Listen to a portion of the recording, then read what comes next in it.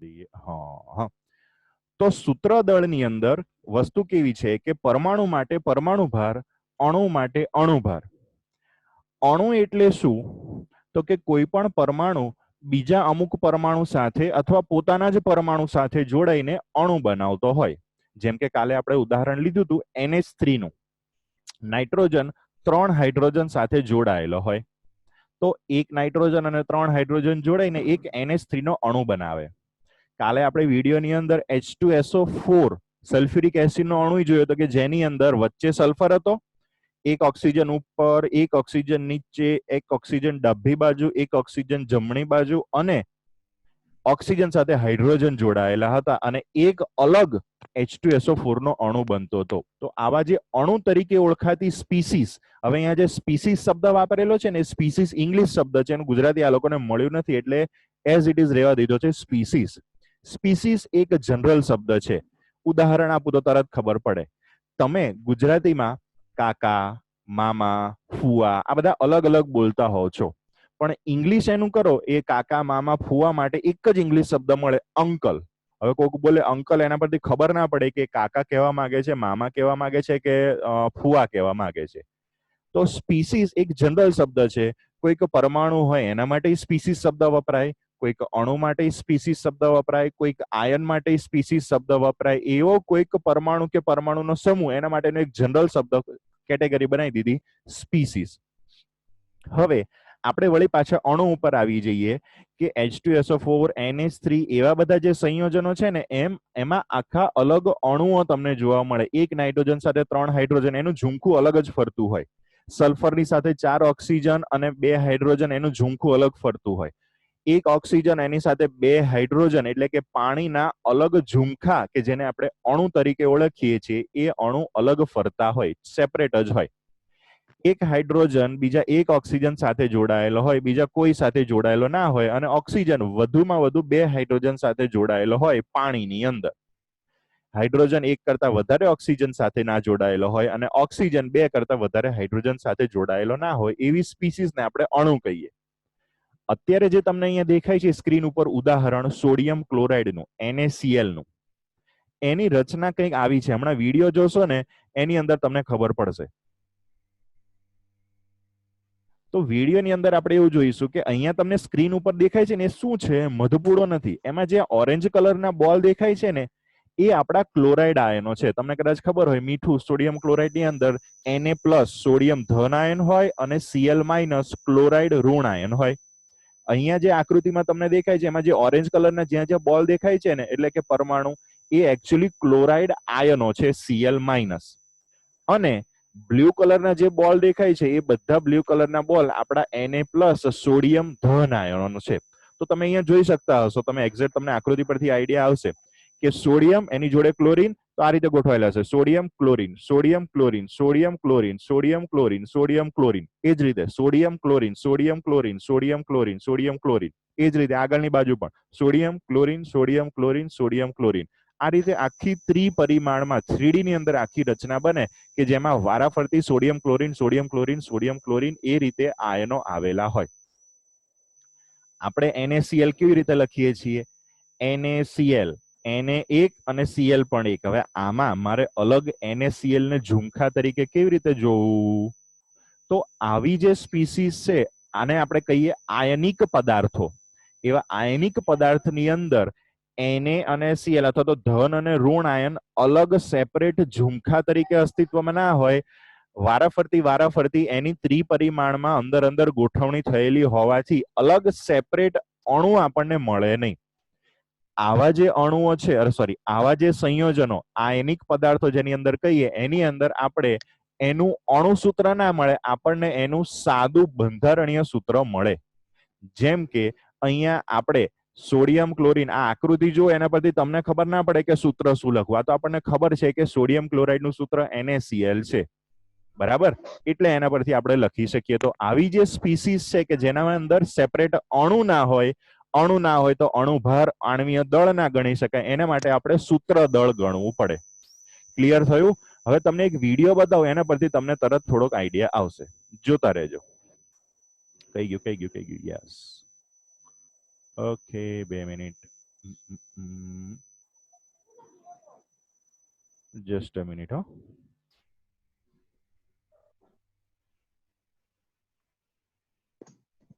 Where is the video? Okay. કઈ ગયું.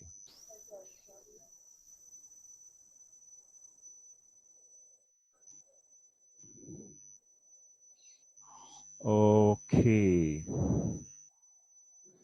કાલે જે આપણે વિડીયો જોયો હતો ને એની અંદર જ થોડુંક આગળ જોવાનું છે.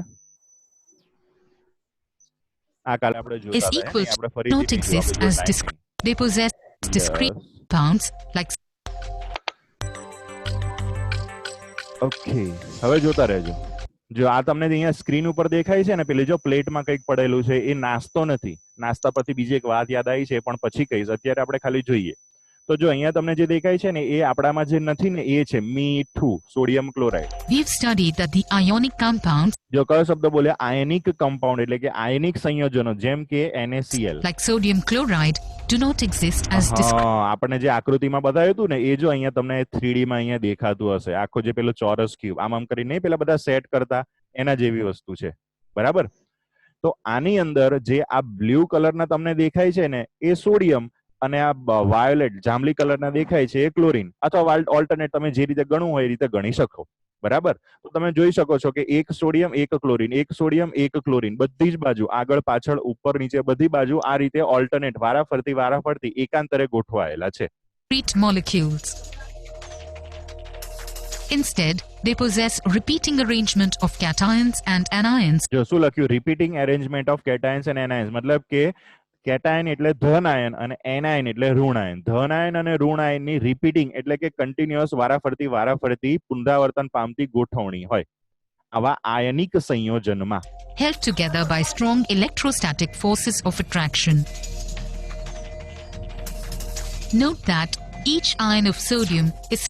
જો એમાંથી નાનું આમ તો તમને એક ભાગ કાઢીને બતાવ્યો કે જેની અંદર આ જે જાંબલી કલરનો છે ને એ સોડિયમ છે અને એની આજુબાજુ ક્લોરીન કેટલા છે જો ગણો તો 1 2 3 4 5 6, મતલબ કે એક સોડિયમની આજુબાજુ 6 ક્લોરીન છે. Surrounded by 6 chloride ions. અને એ જ રીતે એક ક્લોરીનની આજુબાજુ કેટલા છે? 6 સોડિયમ આયનો છે. મતલબ કે ક્લોરીનની આજુબાજુ જેટલા સોડિયમ છે એટલા જ સોડિયમની આજુબાજુ ક્લોરીન છે. હવે આ બધી વસ્તુ છે ને આપણે 12મા ધોરણની અંદર પહેલું જ ચેપ્ટર આવશે ઘન અવસ્થા, એની અંદર વધારે ડિટેલમાં ભણીશું. અત્યાર પૂરતું આપણે ખાલી યાદ એટલું રાખવાનું, સમજવાનું એટલું છે કે આવા આયનિક પદાર્થની અંદર હું સેપરેટ અલગ છૂટા NH3, H2O, H2SO4, HNO3 આવા બધા અલગ અણુ જેમ હોય છે એમ આમાં અલગ અણુઓ ના હોય, વારાફરતી ધન આયન અને ઋણ આયન ગોઠવાયેલા હોય.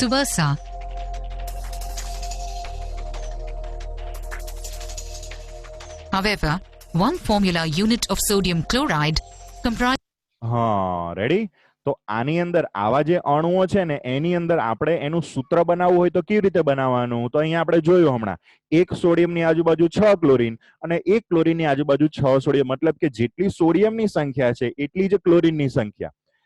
10 ક્લોરીન તો 10 સોડિયમ, 9 ક્લોરીન તો 9 સોડિયમ, 5 ક્લોરીન તો 5 સોડિયમ, 2 ક્લોરીન તો 2 સોડિયમ. તો આપણે જનરલ કેવું હોય તો એવું કહી શકાય કે એક સોડિયમ ત્યારે એક ક્લોરીન અથવા એક ક્લોરીન ત્યારે એક સોડિયમ હોય છે. બંનેનું પ્રમાણ 1:1 નું હોવાને કારણે આપણે સોડિયમ ક્લોરાઇડનું સૂત્ર NaCl એવું લખીએ છીએ. થઈ ગયું ક્લિયર? તો આ રીતે આયનિક પદાર્થની અંદર અલગ અણુઓ નહીં હોતા, અલગ સૂત્ર એકમો હોય છે. આ રીતે જે બન્યો ને એક સોડિયમની સાથે એક ક્લોરીન, એને સૂત્ર એકમ એવો શબ્દ એને માટે વપરાતો હોય છે. થઈ ગયું ક્લિયર? તો NaCl એટલે મતલબ કે સોડિયમ ક્લોરાઇડનું સૂત્ર આપણી પાસે બન્યું NaCl અને એના પરથી આપણે એનું સૂત્ર દળ ગણીશું. Of one sodium and one chloride ion. Thus, its formula unit. જો અહીંયા જે ઇંગ્લિશ લખ્યું ને ફોર્મ્યુલા યુનિટ માસ, મતલબ કે સૂત્ર દળ, ઇંગ્લિશમાં એને ફોર્મ્યુલા માસ કહેવાય, ગુજરાતીમાં એને સૂત્ર દળ કહેવાય. કેવી રીતે ગણવાનું? સાદી રીતે આપણે સૂત્ર શું છે? NaCl તો સોડિયમનું 23 અને ક્લોરીનનું 35.5, તો કેટલું થશે? 58.5 plus 35.5 which is equal to 58.5 gram per mole. Ready? એટલે અહીંયા અણુભાર કે સૂત્રભાર બંનેમાં કોઈ અલગ ગણતરી નથી. ગણતરી તો બંનેમાં સેમ જ છે, પણ મેઇન જે સમજાવવા માટેનો અલગ ટોપિક આ લોકોએ એટલા માટે લીધો કે અણુની અંદર અલગ ઝુમખા, અણુના અલગ ઝુમખા અસ્તિત્વ ધરાવતા હોય છે. જ્યારે આવા આયનિક પદાર્થોમાં આવા સેપરેટ અલગ ઝુમખા ના હોય, એની વારાફરતી પુનરાવર્તન પામતી ગોઠવણી હોય અને એમાંથી આપણે કેલ્ક્યુલેટ કરી અને ધન આયન કેટલા છે, ઋણ આયન કેટલા છે, એ બંનેના પ્રમાણને આધારે નક્કી કરવાનું. હવે તમને સમજાવવા માટે આપણે ધારી લઈએ કે ધારો કે આ મીઠાના સોડિયમ ક્લોરાઇડના બંધારણમાં એક સોડિયમ એની સામે 2 ક્લોરીન હોત. ઉદાહરણ તરીકે સમજાવું, ધારો કે એક સોડિયમની આજુબાજુ 6 ક્લોરીન હોત, પણ એક ક્લોરીનની આજુબાજુ 3 જ સોડિયમ હોત. ફરીથી બોલું છું, એક સોડિયમની આજુબાજુ 6 ક્લોરીન હોત, પણ એક ક્લોરીનની આજુબાજુ 3 જ સોડિયમ હોત. એવી ધારો કે ગોઠવણી હોત ને, તો મારે સૂત્ર શું લખવું પડે ખબર? NaCl2. ફરી બોલું છું, કદાચ કોકના માઇન્ડમાંથી રહી ગયું હોય તો, એક સોડિયમની આજુબાજુ 6 ક્લોરીન છે, પણ એક ક્લોરીનની આજુબાજુ 3 જ સોડિયમ છે. અહીંયા તો આપણી પાસે 6 હતા, પણ ધારો કે 3 જ હોય, તો મારું સૂત્ર એવું બને NaCl2. એ જે સૂત્ર બન્યું ને એને કહેવાય સૂત્ર એકમ. અને જ્યારે આ રીતનું સૂત્ર એકમ ધારો કે હોત ને, તો મારે ગણતરી એની સૂત્રદળની એવી રીતે થાત કે સોડિયમનું 23 અને 2 ક્લોરીનનું 35.5 ગુણ્યા 2 એટલે કે 71. 23 અને 71 કેટલા થશે? 94. તો આપણે દુનિયામાં સોડિયમ ક્લોરાઇડ મીઠાનો અણુભાર અથવા તો સૂત્રભાર 94 લખતા હોત, પણ એનું બંધારણ જોયું ત્યારે આપણને ખબર પડી કે એની અંદર એક સોડિયમની સાથે એક ક્લોરીન છે, એટલે કે સોડિયમનો 23, ક્લોરીનનો 35.5. એ લેખે સોડિયમ ક્લોરાઇડનો સૂત્રભાર, અહીંયા અણુભાર એવો શબ્દ ના વપરાય, સૂત્રભાર શબ્દ વાપરવો પડે, અને એનો સૂત્રભાર થશે 58.5. This is referred to as the formula mass of the NaCl, an ionic compound. Summary.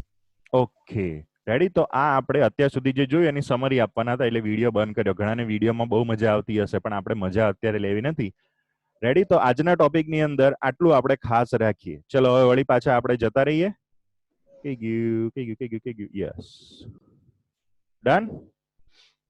ચલો, નેક્સ્ટ વિડીયો તો આપણે જોઈ લીધો. હવે આ સૂત્રદળનું હમણાં જે સમજાવ્યું એને ચોપડીમાં સમજાયેલું છે એ જોઈ લઈએ કે NaCl નું સૂત્રદળ, સોરી, NaCl નું સૂત્ર તેનું સૂત્રદળ ગણવા માટે વપરાય છે. મતલબ કે તમને જો એવું કીધું હોય કે સોડિયમ ક્લોરાઇડ નું સૂત્રદળ ગણો, તો આપણને સૂત્ર પહેલી ખબર હોવી જોઈએ. સૂત્ર NaCl થાય છે એટલે Na નું 23 અને ક્લોરીનનું 35.5. એ રીતે આપણે ગણીએ. બીજા પણ આયનિક સંયોજનો હોય એની અંદર તમને સૂત્ર ખબર પડી જાય તરત. રેડી? હમણાં પ્રેક્ટિસ કરશો એટલે ખબર પડશે.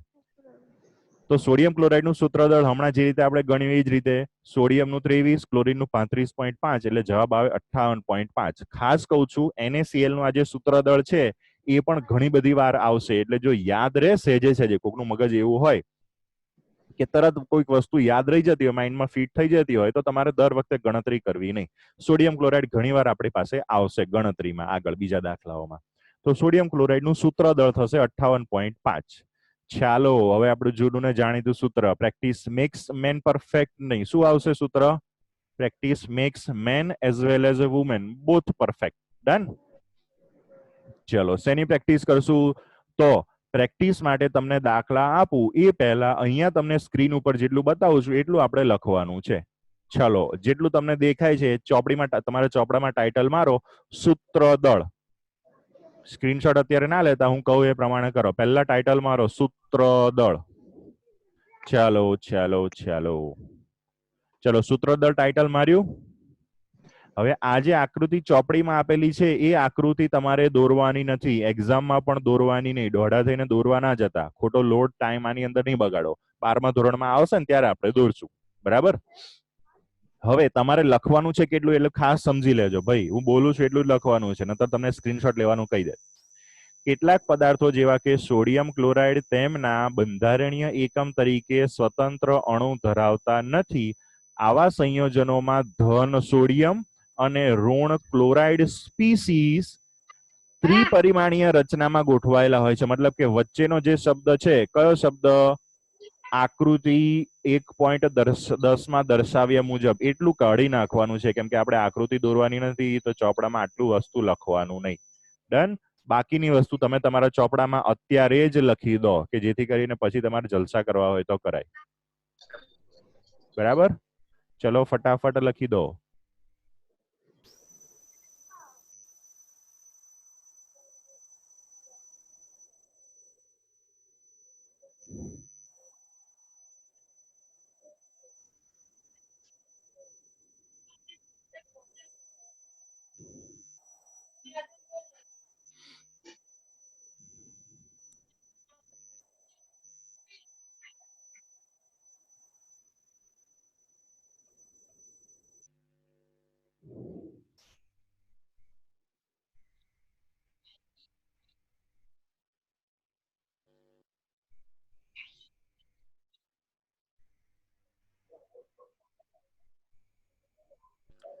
ચાલો લખાઈ ગયું.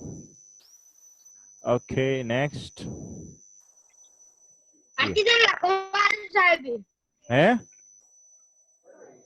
શું બોલે છે? એટલે ભાઈ મ્યુટ બંધ રાખ બીજા બધાનું. તારે નવરા બેઠા લાગે. ચાલો આજે તમને દેખાય છે સ્ક્રીન ઉપર એ તમારે લખવાનું છે. NaCl નું સૂત્ર તેનું સૂત્રદળ ગણવા માટે વપરાય છે. આથી સોડિયમ ક્લોરાઇડ નું સૂત્રદળ બરાબર સોડિયમનું પરમાણ્વીય દળ વત્તા ક્લોરીનનું પરમાણ્વીય દળ બરાબર 23 વત્તા 35.5. જો ભાઈ વચ્ચે વચ્ચે આ યુ લખવાની જરૂર નહીં હો. છેલ્લે જવાબ આવે ને એની અંદર જ યુ અથવા EMU લખી દેવાનું. આજના સેશનમાં આપણી સાથે 38 વિદ્યાર્થીઓ જોડાયેલા છે. તો ખાસ બધાને રિક્વેસ્ટ છે કે કાલે જેવી લિંક મુકાય તરત જોઈન થઈ જજો. કાલનો ટોપિક બહુ જ ઇમ્પોર્ટન્ટ છે. આ શબ્દ બોલું છું એ ગાંડા કાઢવા માટે નહીં બોલતો, વસ્તુ ઇમ્પોર્ટન્ટ છે એટલા માટે બોલું છું. ચાલો ચાલો ચાલો ચાલો આઈ થિંક બધાને લખાઈ ગયું હશે. આજે તમને દેખાય છે એ તમારે લખવાનું નથી હો ભાઈ. હા હા આ તો નતર આઈ લખીને બેસે. સાહેબે કીધું એટલે કરવાનું એવું બધું ના હોય ભાઈ. સાહેબ જેટલું કે એટલું કરવાનું. કૃષ્ણ ભગવાને એવું કીધું છે. ચલો આ તમને પ્રેક્ટિસ માટે આપું છું. આયનિક પદાર્થો તમને ડાયરેક્ટ સૂત્ર આપી દીધું છે એટલે તમારે ગણતરી ઈઝી થઈ જશે. તો આ બધાના તમારે સૂત્ર દળ ગણવાના છે. આ 2 વાર Na2O ટાઈપ થઈ ગયું છે એટલે તમારી પાસે માત્ર 4 જ છે. MgCl2 CaCl2 ZnS Na2O આ જે છેલ્લું છે એ લખવાની જરૂર નથી. ચાલો ફટાફટ લખી દેશો કે જેથી કરીને તમારે ઘરે પ્રેક્ટિસ થાય.